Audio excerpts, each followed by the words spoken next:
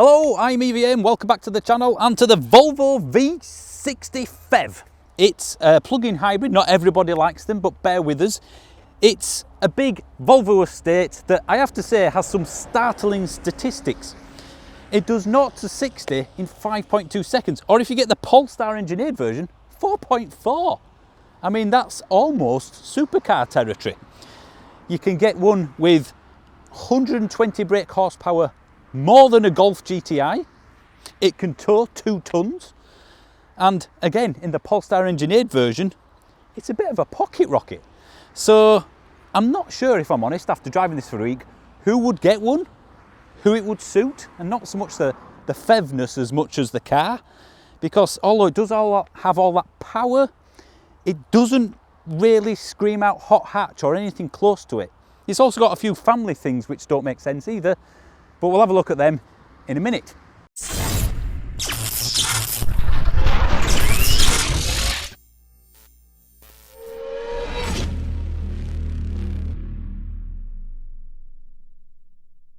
As always, we'll have a look around the outside, the inside, and then we'll take it on the road and talk about what I've just said. From the front, it's clearly a Volvo. It's got the traditional grille. This is the R design, so it's got a few things that you won't have on all of the plug-in hybrid versions of this V60. I quite like the splitter down there, the black highlights around the grille, better than silver. But again, that's something to do with this model. You've got the Thor's hammer headlights. I do think it's a nice looking Volvo, but it is pretty understated. It's not going to be a shouty sort of car, and look at me, even in its quick form, the Polestar engineered version. It's one of those that I think would look okay everywhere. It's not out of place at a small house, a big house, town, countryside. It's inoffensive, but handsome, I think. The side is pretty much the same. Now, this is a long estate car, or at least it appears to be. I mean, just walking from the back to the front, I get a little out of breath. But it's only about that much longer than a Model 3.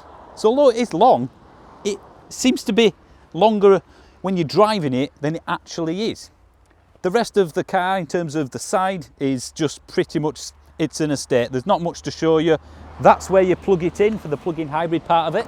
And yeah, it's again, inoffensive. There's nothing bad about it, but there's nothing shouty about it either. I think most Volvo drivers like that. As it is a family car, rear entry, excellent. We'll show you the inside in a second. I'm more interested in the boot though, because it is a Volvo estate and it should be a good load lugger. That's kind of what they're known for, really. But first, the rear end. I have to say, I do like this colour. It's very deep red. You probably won't get it on camera as well as you do in the flesh, but yeah, I do like that. But yeah, again, not too bad. There's a few nice design touches. Just the rear end of an estate. So again, inoffensive. I don't mind that at all. Now the boot, it's big. I mean, decent big. Bigger than a 330 Tourer, for example. Let me just put that back. And I think if you've got a family, that's more than big enough. If you need more space than this, and I'm not sure what you're carrying around. You've not really got anything underneath here though. There's just a tiny bit for a few bags and tyre stuff. So that's not really a storage place, to the point where the cables are sat in the boot itself.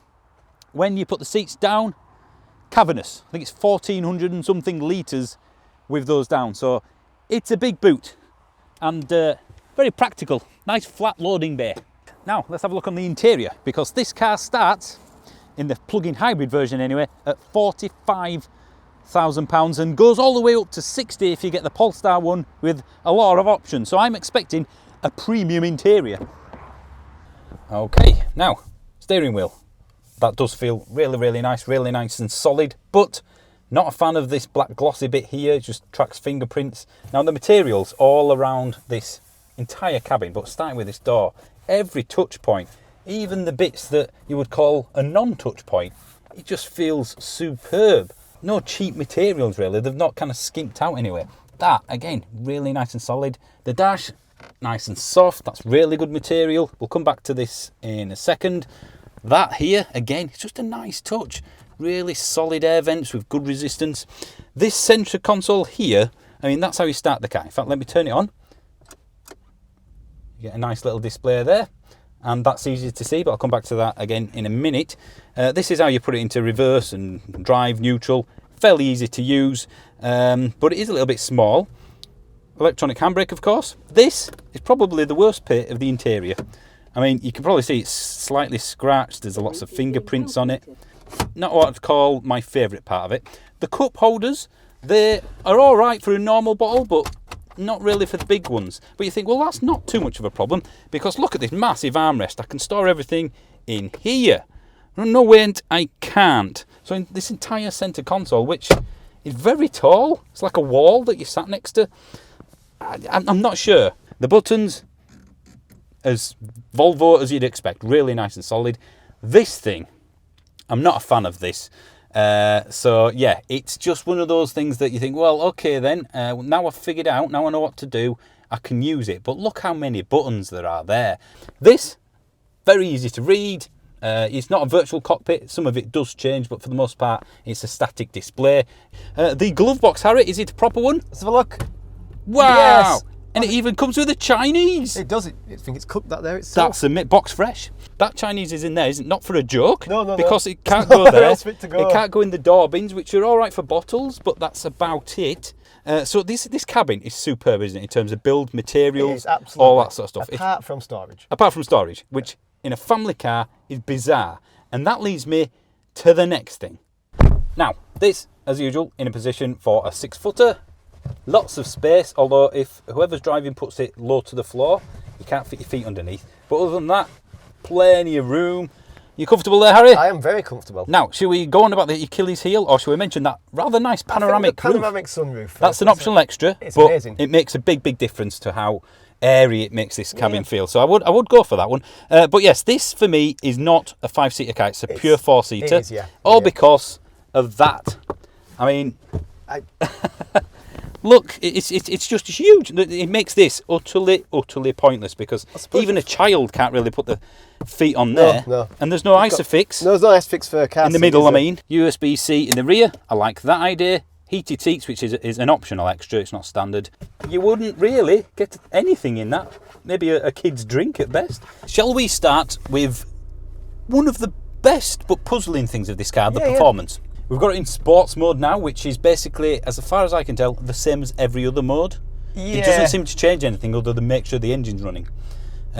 So yeah, I'm a little disappointed there's no noise, artificial or otherwise, because I know people don't want to hear my exhaust out there. It'd be nice to have an option, just to have a tick in the box, wouldn't it? Yeah, it's it needs something, I think, to marry up with that performance it's clearly got. Go! 10, 20, 30, 40, 50, 60. I'm in a big Volvo 2-ton estate plug-in hybrid. And this isn't the quickest version. Like I said, the other one is 4.4. It never takes a second off, doesn't it? That's some going. It is. Now, I have to say, when you do give it some beans, in sports mode, the gearbox is just, it does my head in. Yeah. Right now we're doing 2,000 RPM. I'm in sports mode. Yeah. I don't want that. So I put my foot down. Oh, there we go. So let me, I'm going round the bend now. I'm going to lift off because there's a corner coming up. And it's changed up 2 gears out of the 8 it's got. And now I've lost my momentum. I want to stay and I want it to hold its revs. Which would think it would do in sports mode. Yeah. It seems a bit odd to me that you've got so much power and it doesn't really know what to do with it. It's a bit strange. Again, it's like the family car that takes away your seat and your storage and things like that. It's a sports saloon as well, but doesn't really give you any sporting theatre. Yeah. I mean, in EV mode, it's like a cloud. Even when it's not in EV mode. Yeah, I feel like I've got noise cancelling headphones. We've done a long journey, haven't we? We've done, 200 miles so far on this single journey. And on a motorway, it's just effortless. It is, yeah. It is beautiful. You can see why the police used to have them. Yes. So I cannot fault the ride of it for comfort. Practicality is good. It irons out the bumps. Maybe that's what Volvo owners are going for. But they just want to beat people off the like, maybe. Yeah. But that's it. Well, it's the sleeper, isn't it? It is a sleeper, yeah. It's a strange one. It's almost like it's covering a lot of bases, but then forgetting about some as well. Yeah. Yeah, the oversight of like any storage just seems very bizarre. Excuse me. I'm you know. Yeah, it's a good job you're driving because I'm nearly on. It's a really comfortable car, isn't it? I mean, it's one of the most comfortable I've driven for a long time. I think this is the most comfiest seat I may have ever sat in. It is nice. It's supportive. It's but it's the ride as well. You couldn't have a Scotsman in the back, could you? In a kilt. No kilt wearing in the middle then. Yeah. Because other cars that are comparable to this, you know, your A4 Avance, the 3 Series Tourer, the Mercedes equivalent, the Peugeot, is it 508 SW? Yeah. They don't have that restriction. Now, I'm going to now change to driving mode, which I know how to do. I've been driving this car all week, but these are the button presses of what you should be able to do, I think, with 2 tops. So I go like that, I have to do a swipe, I click on driving modes, then I click on the mode I want, and then I have to click that to go back to where I was, the sat-nav in this case, in fact twice. It's too fiddly. Is Volvo a premium brand? I don't know, is it? It's a premium price. 45 that this starts at. The car we're in, the specific car, the press car, with its options, the R design, 51.5. That's more than a long-range Tesla Model 3. It's Polestar 2 territory. Yeah. It's in a premium price bracket, but for me, Volvo is a byword for safety, comfort and practicality, not premium. But I always think they're just a bit to the side, aren't they, of the German lot? I mean, I don't think anyone's, got a new car on the street and someone's gone, ooh, Volvo. Yeah. It's doing well. It is a bit of badge snobbery, but I think Volvo is one of those that just slips under the radar and they're happy to. People in the know might give a bit of a nod to you. A Volvo. Yeah. Other Volvo owners will just nod and go, yeah. I know what you're doing. Same as me. You just want a bit of performance without the fuss. Yeah, you want people to know that you're going to indicate. It does come with indicators. You're not going to cut people up. Yep. Indicators are standard on the Volvo, unlike some of the other premium marks. Well, this is it, yeah. And so well made. Can you find a cheap bit other than that? I've been looking, other than the gloss black, which I guess some people like, everything does feel really premium, really premium. Now the Achilles heel of this car, the roundabout. No! And I'm going to put some effort into this one. Oh, there we go. It's a bit lurchy, isn't it? It lurches, which I would expect from a car of this size, but then not one that can come in a version that does 4.4 to 60. There's nothing wrong with it. I'd have one. I would have one, Yeah. but I wouldn't use my own money. No. Company car? Absolutely. Yeah. Definitely. Yeah. Over a BMW and Audi? Oh, of course. Yep. I just saw that sign then. Don't mix drugs and drink when driving. Do one or the other. What a strange sign. So I was saying that this is a better car, the V60, with less power. Well, this is it, isn't it? Has it got too much? I've been comparing it with the Skoda Superb that we drove. Which is about 10 grand cheaper. Yeah, and I think the Superb is as nice looking as this, if not slightly better looking. Yeah. The inside, although a notch down, doesn't feel out of place in the Superb. It's not. This has got a nicer interior, but that's got. Interior. It's very close. If it was my money I was spending, because I'm a tight Yorkshireman, I'd be going for the Skoda. I would. And I think I'd enjoy it probably equally as much as this. I would, yeah. If someone was going to gift me one, I'd go for this. So what are we saying then? This is a fantastically built car. Mm-hmm. It ain't cheap. Nope. It's an okay hybrid. I mean, I would say that I've been getting just over 20 miles out of it on full electric only mode. Which isn't But bad. it's optimal weather right now. So I'm going to say 15 in winter. The XC40 was about that, wasn't it, in winter? So that's about average. But the VAG ones, the Skodas and that, are a bit better on the hybrid electric only drivetrain. The gearbox as well, the Superb was a lot better. The fact this hasn't got flappy paddles on the back, it really does take away from the interaction of the car. You can manually put it in by moving that left or right. Just very. But you don't do that, do you, when you're driving? No. In sports mode, you can hear it, obviously, when it revs, and it just sounds like an other petrol engine. Yeah. It's not special, is it? No. I don't feel like I'm driving something that costs £50,000. Yeah, you want something for that, don't you? It needs to. Fake would be fine. Yeah. I'd be happy with that. And you could tick it off and on, so if you didn't like that sort of thing. Not everyone likes that. What they've done is they've had 2 different divisions. Right, Bob, you're in charge of the engine. I like performance. Fred, you're in charge of the suspension. I like comfort. And they don't talk to one another, Nope. the Fred and Bob. They've just done what they want to do. They've done what they want to do. So how do we sum up this? Who would buy it? The company car driver? Certainly. the person who's had a Volvo before. Architect and dentist. And I guess somebody who just values comfort. Well, and Volvo's fan base of loyal customers probably. Yeah, and you won't get the reputation that other premium brands ultimately do come with. Yeah. Whether you agree with it or not, you do, don't you? You've got a BMW preconception immediately. Yeah. The thing is, you never see a Volvo, you know, ripping up and down a little street, doing handbrake skids, cutting someone up, being a nuisance. No. Nope. If a Volvo cuts you up, or what I see more often than not, setting off from the roundabout or the lights and then moving into the lane that they want it to be cutting across 3 lanes of traffic. If a Volvo did that, whoever's behind it will go, he must be a doctor on call. He must be. You know, that's the only reason I can think of. Yeah.